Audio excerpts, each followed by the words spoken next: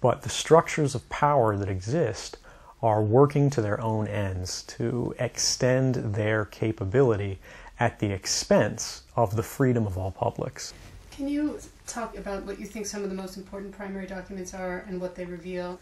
The primary disclosures are the fact that the NSA doesn't limit itself to foreign intelligence. It collects all communications that transit the United States. There are literally no ingress or egress points anywhere in the continental United States where a communication there enter or exit without being monitored and collected and analyzed.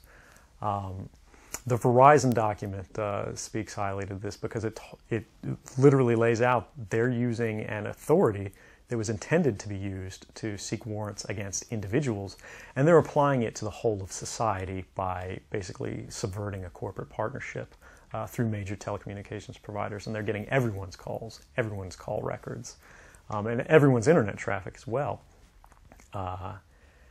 On top of that, you've got Boundless Informant, which is sort of a global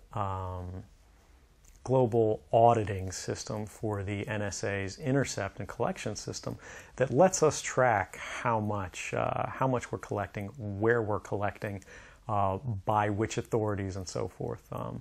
The NSA lied about the existence of this tool to Congress and to specific congressmen in response to previous inquiries about their surveillance activities. Beyond that, we've got PRISM, which is a demonstration of how the U.S. government co-opts U.S. corporate power to its own ends.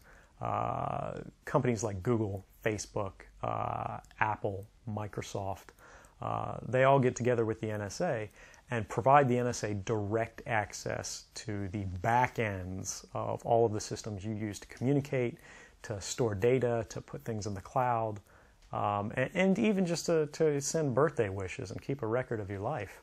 And they give NSA direct access that they don't need to oversee, so they can't be held liable for it.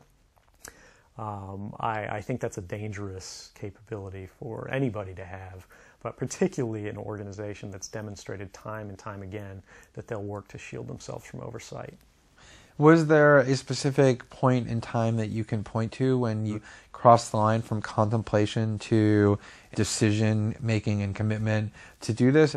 I grew up with the understanding that the world I lived in was one where people enjoyed a sort of freedom to communicate with each other in privacy without it being monitored, without it being measured or analyzed or sort of judged by these shadowy figures or systems anytime they mention anything that travels across public lines. I think a lot of people of my generation, anybody who grew up with the internet, that was their understanding. As we've seen the internet and government's relation to the internet evolve over time, we've seen that sort of open debate, that free market of ideas, sort of lose its domain and be shrunk. But what is it about that set of developments that makes them sufficiently menacing or threatening to you that you are willing to risk what you've risked in order to fight them? I don't want to live in a world where everything that I say, everything I do, everyone I talk to, every expression of creativity or love or friendship is recorded, and that's not something I'm willing to support. It's not something I'm willing to build, and it's not something I'm willing to live under. So I think anyone who opposes that sort of world has an obligation to act in the way they can.